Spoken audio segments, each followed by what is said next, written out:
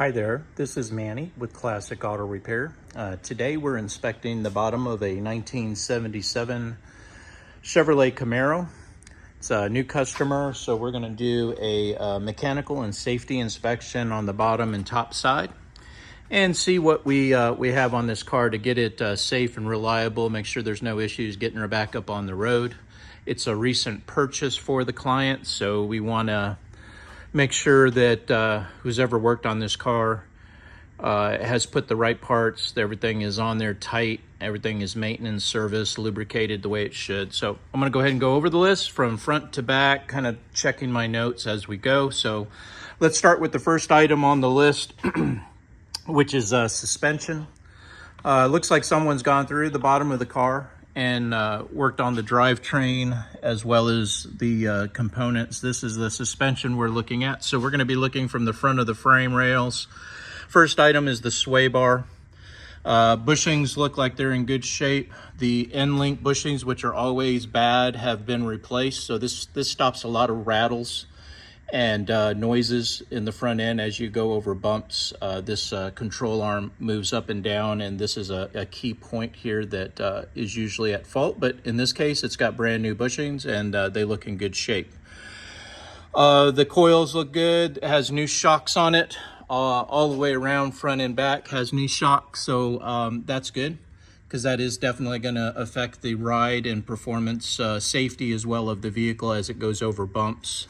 You want to make sure that that ride is level and that the tires maintain contact with the road. Tires look like they're in really good condition, recently replaced. Treads look good. I don't see any signs of cracks or damage. Let's see, going on the suspension, looking at the steering component, which is the tie rod ends have been replaced. They're brand new. Ball joints have been replaced. There's a dust cover up here that I need to flip back so that water and dirt doesn't get inside of the joint.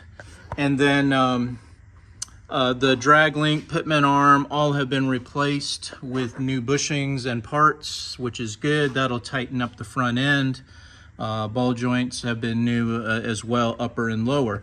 What I see here is that there's no grease on the grease zerks. That grease zerk has never had grease on it. Same with this one on the pitman arm. Tie rod ends have been not lubricated in a very long time. So one of the items I have on my to-do list is to lubricate the suspension component so that there's grease inside of these connectors, and that prevents a lot of noise, rattle, and wear on the parts, so you don't have metal on metal situation there. So I'll take care of that, but that is one thing that I saw on the suspension side. Moving to the back, I also made a repair here. As you can see, we have put lubricant on this joint here. This is the frame connector. This has no frame on the body. It's actually got a separate frame here that goes to the back of the car and rear axle, and then a front frame that goes to the motor and to the front of the car, the steering and the front steering and axle there, or not axle, I guess, front independent suspension. But there's nothing in the middle here. There's no a rail that goes all the way across. That's the way they design these cars. But it does create a pivot point here, and so I wanted to make sure that these bolts were tight and that there wasn't any issue. We lubricated them to keep them from squeaking, and more importantly, we torqued those to make sure they were to the specs and torque specifications so that they weren't loose or someone didn't tighten them correctly, but we're looking good there. All right, so going along with the suspension components to the back of the car, leaf springs look like they're in really good shape.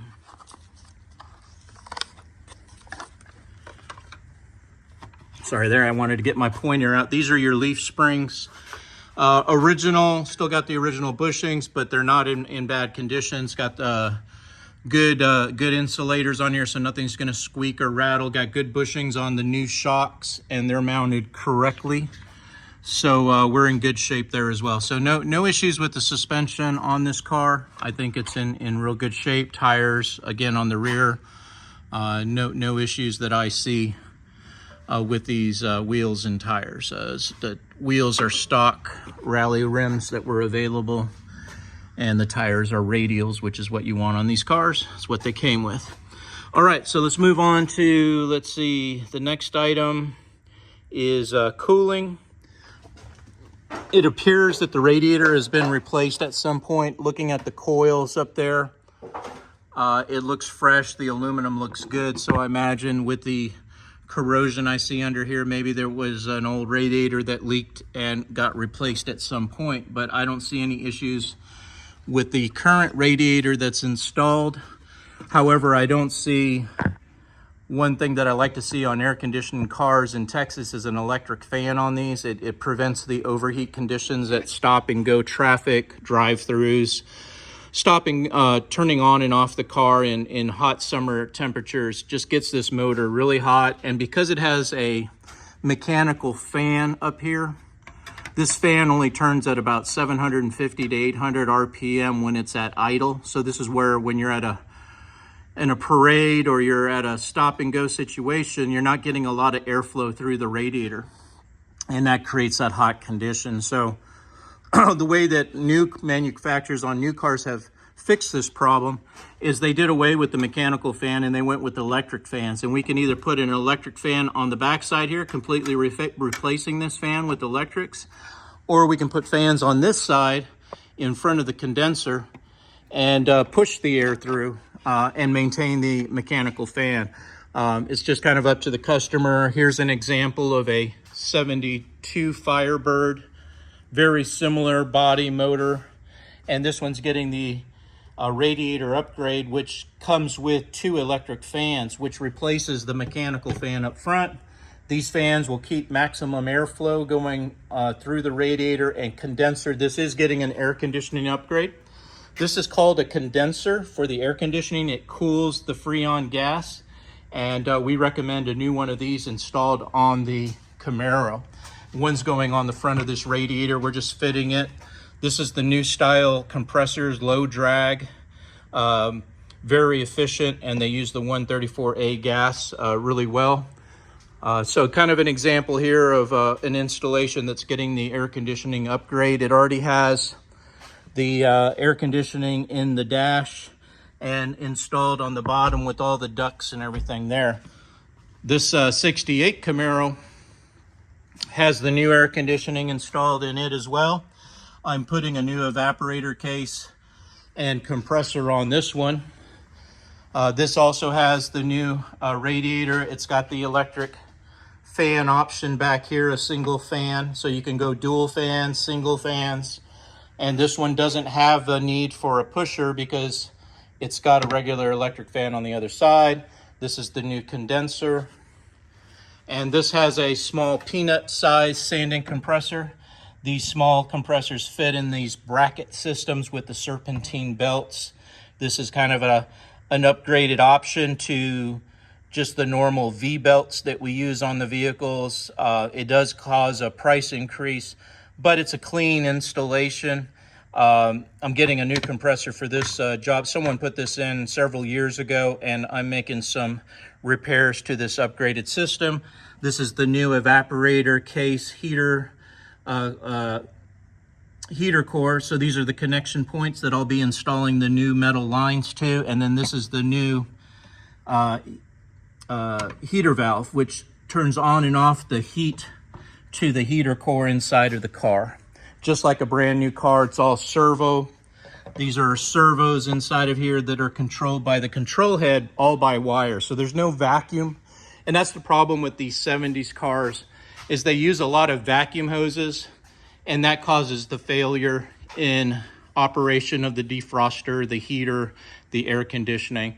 So our solution on these cars that have been around for 40, 50, 60 years is to completely gut out the old systems and install the new ones. The new systems look like this, and they're just a complete unit that get installed into the car without cutting any new holes, which is very important. We're not doing any damage to the originality of the vehicle. We're just adding a really good upgrade that will make it more enjoyable all season, whether it's really cold out or it's extremely hot, you'll have a car that you can jump in and drive with. I get air conditioning temperature readings around 40 to 50 degrees coming out of the heater or out of the AC vents.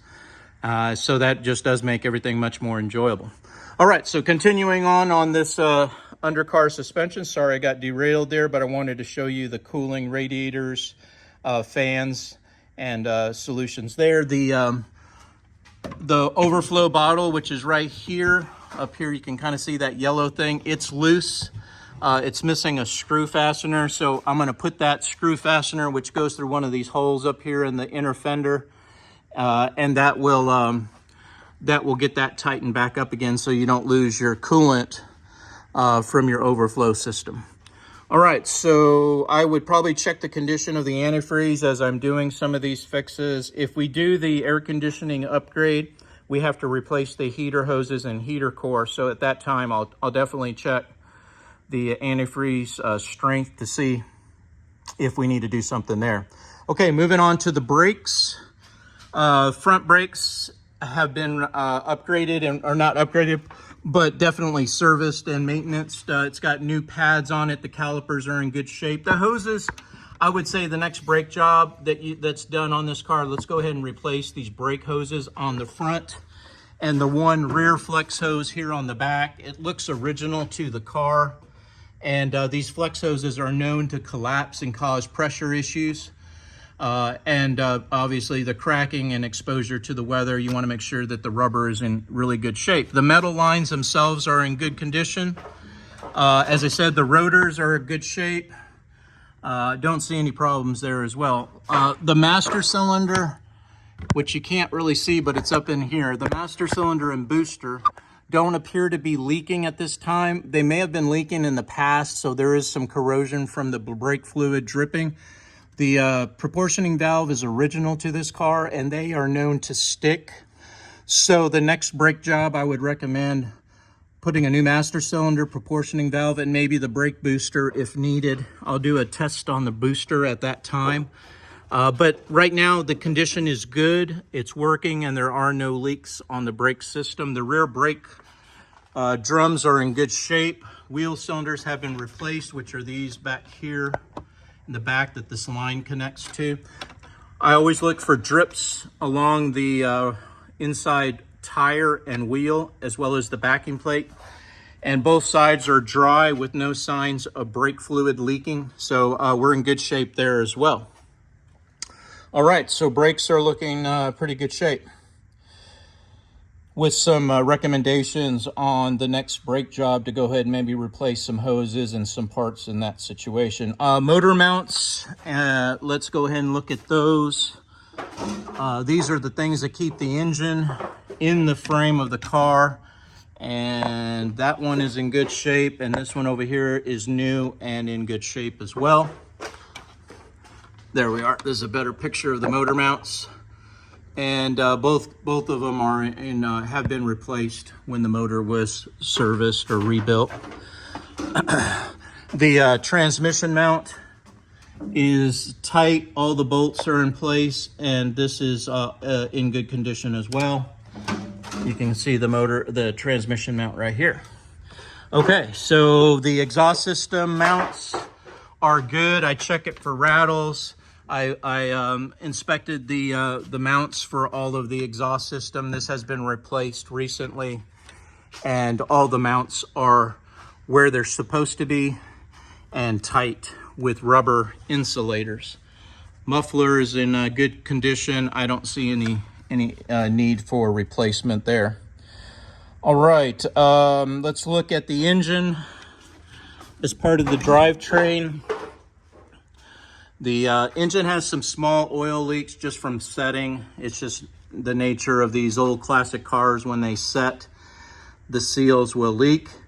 Make sure that the PCV valve is working so you don't create any excess pressure inside of the crankcase, which will make the gaskets fail at the valve covers, pan, timing chain, anywhere that there's a seal, it could have excessive pressure if the PCV valve is not working correctly.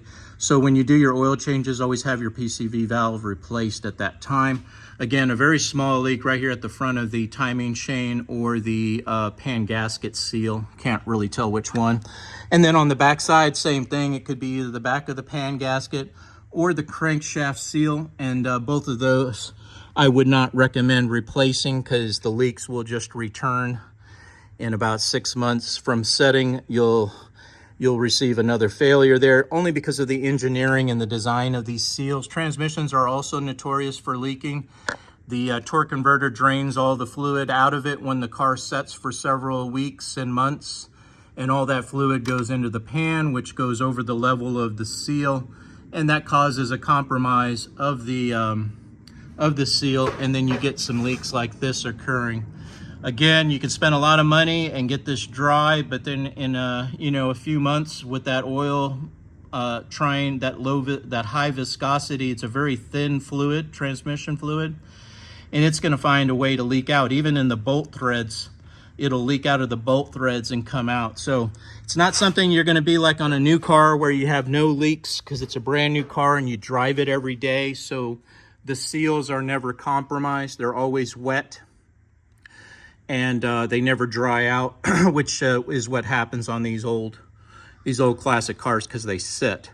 The main thing to do here is just, put yourself an oil pad down in your garage. It's going to be very small drips. Keep an eye on things and always check your fluids at every gas fill up. Every time you fill up the gas tank, check your coolant, engine, transmission, brake fluid. Just make that a part of your normal routine when you put gas in the car. Normally back in the old days, you used to have full service gas stations where they would check all those items when you're getting your gas filled. And it was very common to have a quart or two added of some of these items like your transmission fluid or your engine just to top off things and keep them at the proper level. So unfortunately, we don't have those full service stations. So it's something that you have to bring it to us or just learn how to do those checks on your vehicle. Ask me if you need some assistance with that. All right, so just a very small leak here on the transmission and then the rear seal here at the yoke on the rear tail housing. Very small leak right there, nothing to be concerned about. Speedometer seal looks like it's in good shape, and the module, the vacuum module for shifting is new and replaced. So everything here looks like it's in good condition. Floor pans look brand new. Bottom of the car looks like a brand new vehicle, like it's never been on the road. So either someone's really done a great restoration or this car has had very little exposure. I would say, just looking at the condition, someone has done a detail and a paint and stripped it all the way down. I don't see where the panels have been replaced. I can always tell when someone's done some work. And this looks to be very original. This is an original low mileage car, so it's very possible that this is just someone doing a really nice detail and putting some black on this to keep it clean, keep the rust from attacking it. Okay, continuing on the drive line. Drive shaft, the U-joints have been replaced. That's always an item of concern, but these ones have new and they're in good condition. The rear differential's not leaking any oil at the rear end, and I don't see any compromised issues with the rear axle. So we're looking pretty good there too. All right, moving down the list, down the drive line, let's see. Check the power steering pump. It had no leaks on it as well. On the fuel system, which is one of the last things on the list, the fuel tank has been replaced and in good condition, or been restored. It's been taken out of the car and has new hoses on the system and looks in good shape. What is missing is a fuel filter. So we're going to install a clear view fuel filter right before the fuel pump to keep contaminants from getting into the fuel pump, and then of course into the carburetor. So we're gonna we'll put a clear view fuel filter right here that's easily accessible, and you're going to want to replace that every 6 to 12 months. to keep that filtration working at its maximum performance, but also to keep from restrictions happening where it doesn't supply enough fuel to the car. All right, so those are the overall items that we found during the inspection of the vehicle mechanically. It's, like I said, a real low mileage, very good condition. Don't see any signs of damage or rust anywhere on this vehicle. On the bottom side, this is where you look for any damage or collisions from the past, and there's none present. Now, while we're here, this is where the filler panels go, and this one is in good shape. They're made out of plastic or rubber, kind of a high viscosity rubber. This one over here is deteriorated, and it's got holes in it, and there's some fasteners that hold this panel along the inside of the bumper. Unfortunately, these are not produced parts. They've been discontinued, so I don't have a vendor at this time that's making these parts. I found a used one, but because they're made out of rubber and they're exposed to not only the sun, but also fuel, because this is where the gas tank filler is right here, it's rubber, and that fuel, it dries out the oils in the rubber, causing it to crack. And even if it's in good condition now, it'll probably fail shortly. So my advice here is to have a body shop. I can give you some names and maybe have them make you a little a patch on this one right here so that it'll cover the holes right here. Maybe some fiberglass, or rubber, and make a new panel right here to cover these holes, epoxy them full, maybe some rubber, urethane, and then reshoot them so that they match the vehicle. And maybe the problem with repainting this is that it's going to have a real tough time adhering to this old rubber, but it's not a big exposed area. It doesn't need a lot of paint. I'll provide a body shop that we use for this kind of work and see if they might want to tackle that job for you. And or you can wait until the reproduction parts come out. They always do when there's enough demand. And unfortunately, these late model 70s Camaros, they're just starting to take off. So the vendors will start to follow this market as there are more and more requests for parts for them. So at this time, unfortunately, we just have to find old parts. And I found, like I say, a used replacement part. I think it was about $190, somewhere around there for this right rear one.